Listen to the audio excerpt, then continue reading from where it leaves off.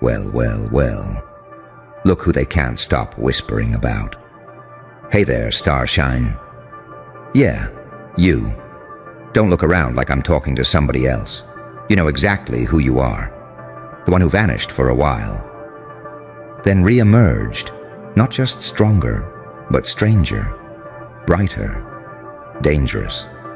You walked back in like a rumor turned into a revelation. Now everyone's jaw is on the damn floor. The spotlight? Oh, it found you. And the crowd. They're frothing at the mouth. Every room you enter feels like the stage just tilted in your favor. Lights up, eyes wide, hearts pounding, and somewhere, in the background, someone's losing their fucking mind. See, when they thought you were broken, when you were curled up in silence with no applause, they smirked, they counted you out. They put a nail in your coffin, clicked their tongues, and said, "That one's done." They thought you were the flame out, the sad tale. A chapter closed with no climax, but you were just loading. You were molting, you were buried, not dead. And the joke is now you've risen, hotter, colder, sharper, stranger, unrecognizable in all the right ways. Now look what's happening. People are watching you like you're a damn movie. You're a walking trailer for a life they wish they could touch. They look at you like you're untouchable, and yet they can't look away. Like a star exploding in reverse, gravity pulling everything in. Even the ones who tried to bury your name are whispering it now like a prayer and a curse. Someone's going nuts. Oh yeah. Someone's pulling their hair out, checking your page, replaying your voice in their heads like a song they can't stand, but still can't stop humming. They're studying your glow like it's a crime scene. Because how dare you look this alive? How dare you smile like nothing ever touched you? How dare you look like you won? They don't know the hours. They don't know the silence you dragged yourself through like chains. They don't know the nights you screamed into the void and got no echo back. They don't know the 1,000 deaths you died in private, just to be born this loud. And oh, how quiet you were. That scared them the most, didn't it? You weren't screaming, you weren't posting, you weren't proven, you just disappeared. And in that vacuum, their minds filled in the blanks. Their guilt did backflips. Their egos started to itch. Because silence is a mirror. And when you held up that mirror, they didn't like what they saw. You see, people panic when someone they thought they had power over stops reacting. They mistake your calm for defeat. They mistake your peace for weakness. They mistake your stillness for irrelevance, but oh, still water cuts deepest. You didn't yell, you rebuilt. You didn't plot revenge. You became the consequence. Now look, you're the rumor. You're the trend. You're the story people can't stop telling each other. They say you look different. Of course you do. You walked through fire and came out sculpted. Not because you wanted revenge, but because you finally stopped asking for permission to shine. They can't place it, can they? It's not the clothes, not the hair, not even the glow on your skin. It's the energy. You walk different now. You move like someone who's not waiting to be chosen, like someone who realized the table they were begging to sit at was plastic and crooked and full of crumbs. So you built your own. Now they're knocking like they didn't once laugh, like they didn't once leave you outside in the cold. And your silence, oh, it's louder than any shout you could have given them, because you don't need to say a word. The way you walk into a room now, it announces you. The air changes, heads swivel, hearts race. Not because you're loud, but because you're real. And they're still acting. See, the greatest revenge isn't rage. It isn't proving them wrong. It isn't even success, it's indifference. Indifference is the final act of liberation, when their names become background static, when their apologies don't taste sweet anymore, when their approval becomes irrelevant because you no longer dance in their circus. You're not the clown anymore. You're the ringmaster. The real clowns are the ones going nuts now. The ones who wrote you off, who laughed when you were stumbling, who gathered like vultures around your silence.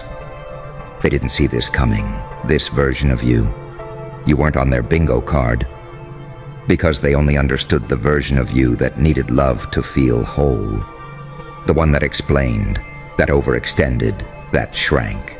They don't know how to face a version of you that owes them nothing, a version that smiles without permission, a version that glows without audience.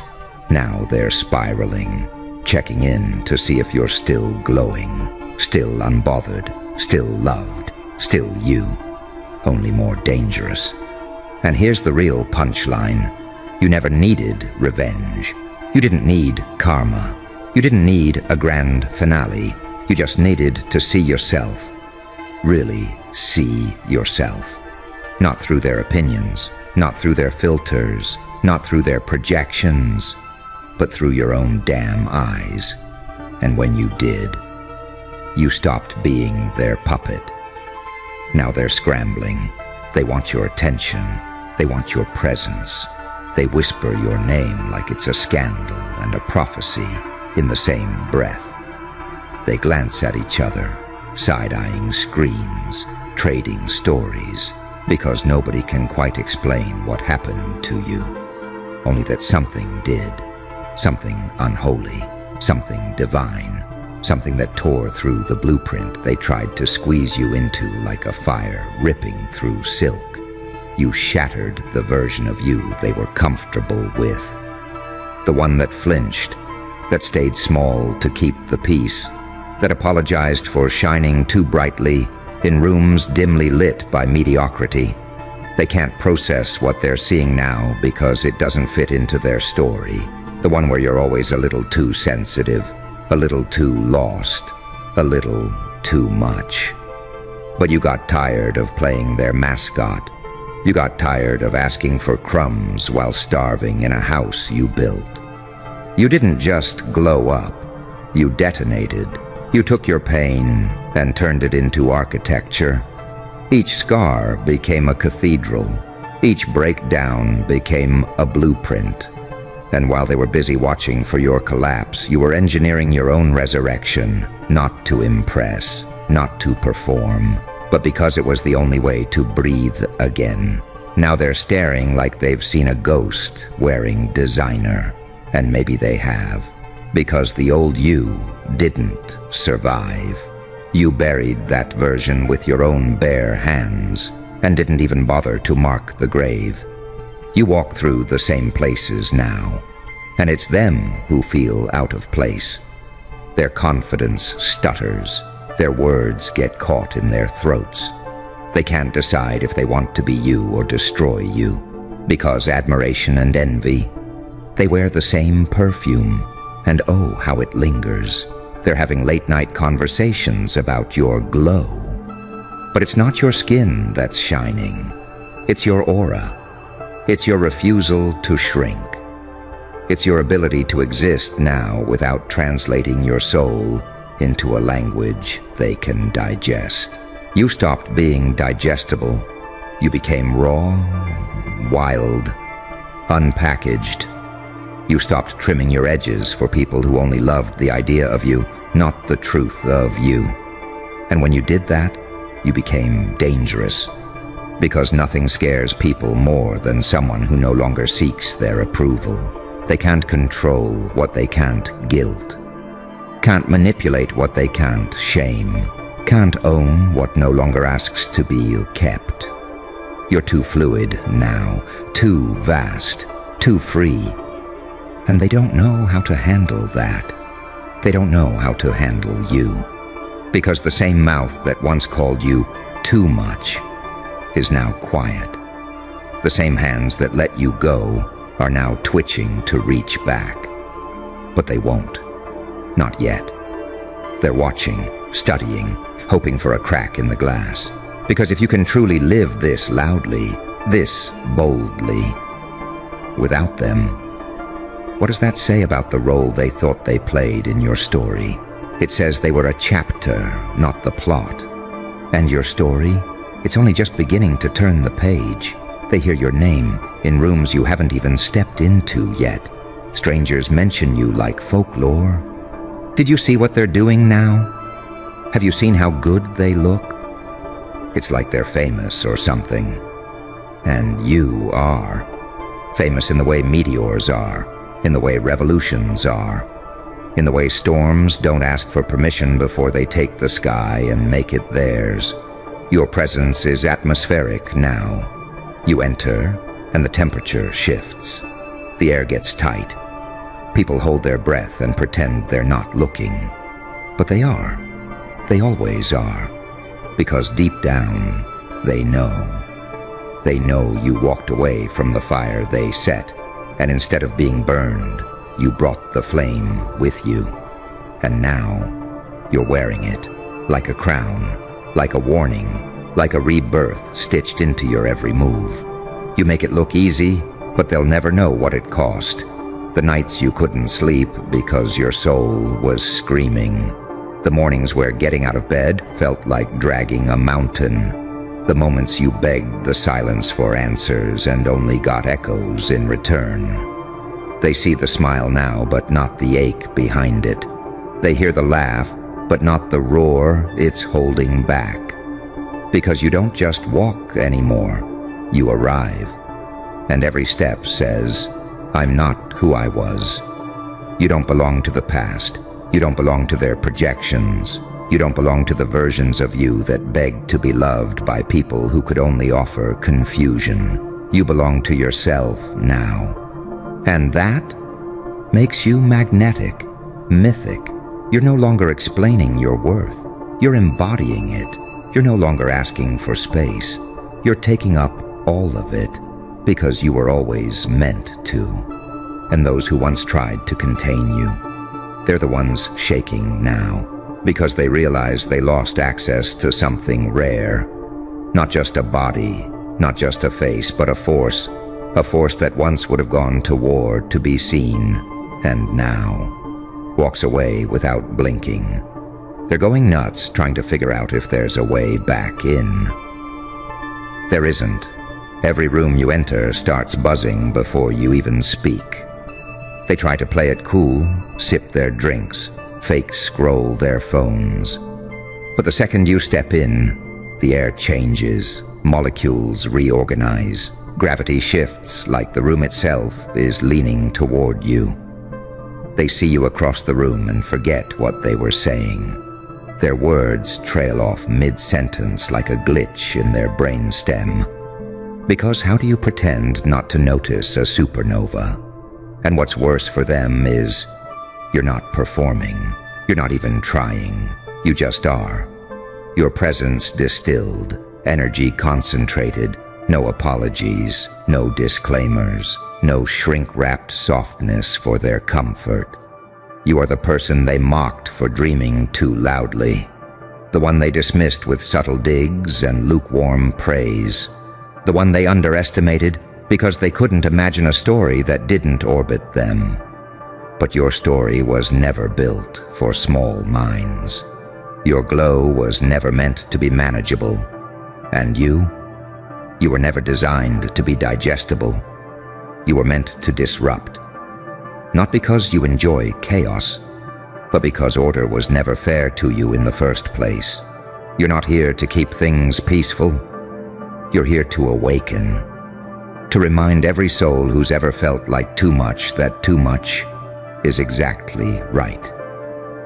They hear your laugh across the room, and it lands like an earthquake. It sounds like freedom, like someone who's done pretending. They see your body move, and it's not choreography. It's a declaration. You take up space like you were born to. Like the earth had to stretch to make room for your becoming. And those who once had front row seats to your unraveling, They're clutching their chests like they've seen a ghost. But this isn't some haunted echo of who you used to be. This is a resurrection they were never meant to survive. They can't stop watching because your power doesn't come from followers or filters. It comes from the nights you laid on the floor, wondering if your soul was broken beyond repair, and stood up anyway. It comes from the moments you stopped waiting for someone to choose you, and chose yourself like it was a revolution. That's what they're seeing. That's why they're obsessing. That's why they're going absolutely nuts. Because you've become something that makes people question their entire existence. You're proof that survival can look majestic, that healing isn't a return, it's a reinvention. You're the before and after. You're the fire and the phoenix. You're the warning and the miracle in one body. They don't have a category for that. They stare because your silence is louder than their gossip. Your peace is more provocative than any clapback. Your evolution makes their smallness echo in their own minds. They don't want to admit it, but they're measuring themselves against you now. They used to feel tall next to your pain.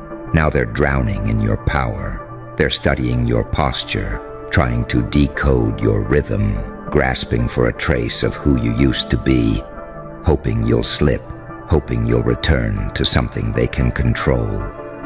But you won't. You've tasted the sky. You've held your own spirit in your hands and promised it protection. You don't bend for comfort anymore. They panic because your confidence doesn't come with arrogance. It comes with clarity. And there is nothing more terrifying than a person who sees themselves clearly. Because that kind of person can't be lied to, can't be gaslit, can't be made to shrink for the fragile. You walk past them and they flinch, like your truth has mass. Because it does. It's heavy with the weight of every time you were overlooked and stayed quiet. Every time you were ridiculed and still chose compassion. Every time they tried to kill your spark and you fed it anyway. And now it's a wildfire. They're standing in the wreckage of the version of you they thought they could contain, watching as you build cathedrals out of the very ashes they buried you in. They circle your name like vultures around something holy they don't understand, trying to decipher it, trying to dilute it, trying to turn it into something they can explain away. As if your glow is a phase, a costume, a filter you'll eventually peel off and return to their idea of you. But you're not returning. You're not regressing, rewinding, rerunning the script they handed you years ago. You tore that script to shreds and wrote your own lines, in ink and fire and scars that read like scripture to anyone who's ever clawed their way out of the dark. They think you changed overnight. They think you're lucky. They think you're trending. They don't understand that what they're witnessing is earned. It's not luck. It's blood memory. It's centuries of silenced power boiling up from your bones. Ancestral fire finally finding a vessel that won't apologize for burning too bright. You're not trying to be liked anymore. You're trying to be real. And in a world drowning in masks, authenticity is an act of war. They don't know how to receive you because you're not offering anything for free anymore. No more emotional labor wrapped in politeness. No more diluting your rage into palatable sadness. No more dimming your intellect just to protect egos that can't withstand the sun. You walk like every step is a verdict, like your very existence is the rebuttal to every lie they ever told about you. And it is.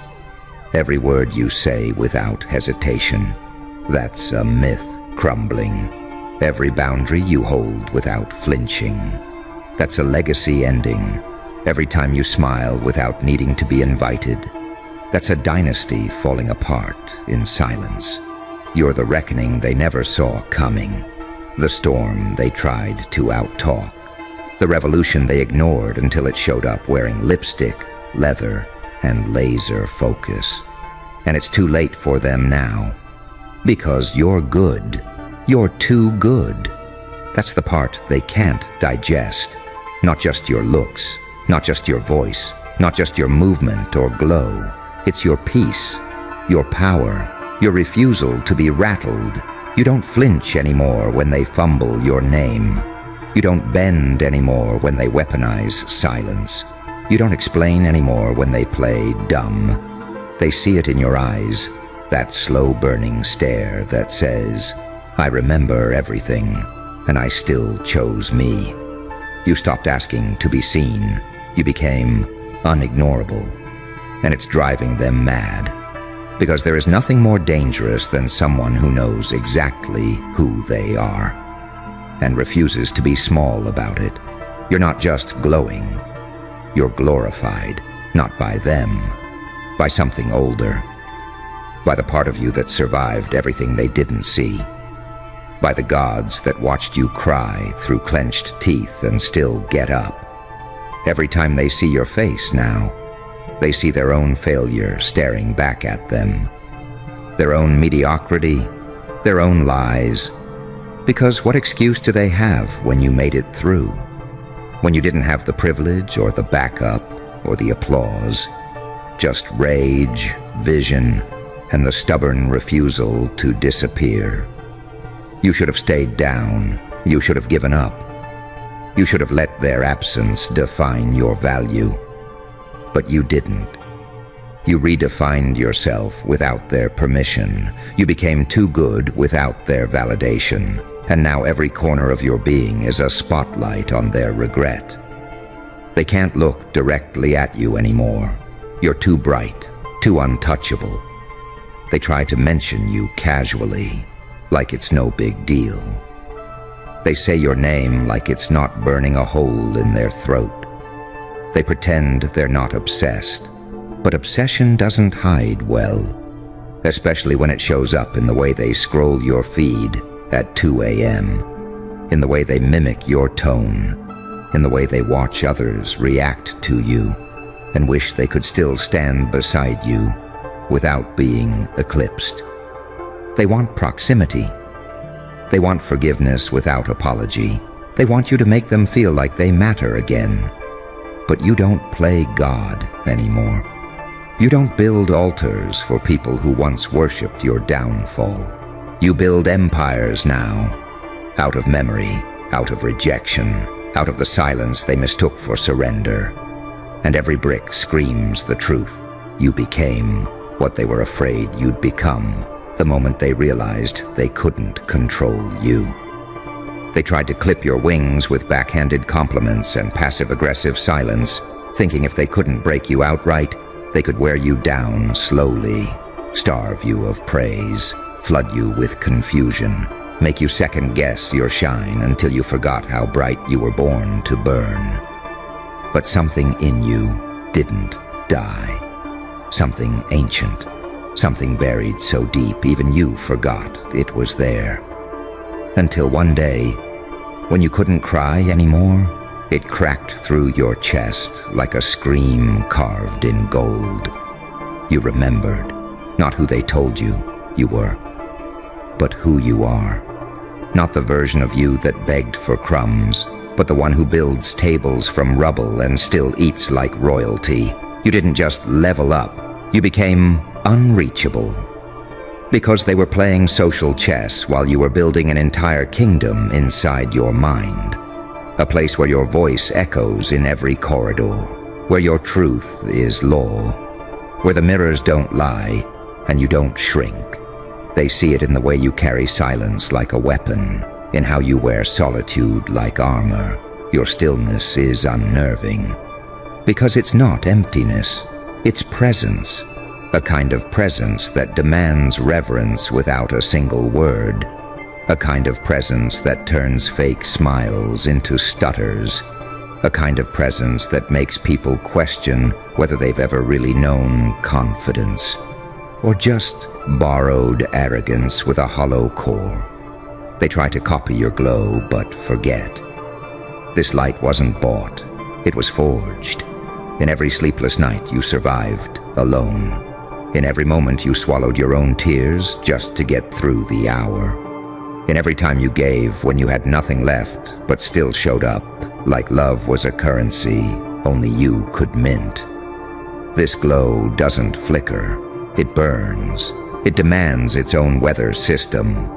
And they're caught in the storm without a map, watching you sail through it like you built the wind. They're going nuts because they thought they knew you, thought they saw the full picture, but they only ever saw the you that was still trying to fit in.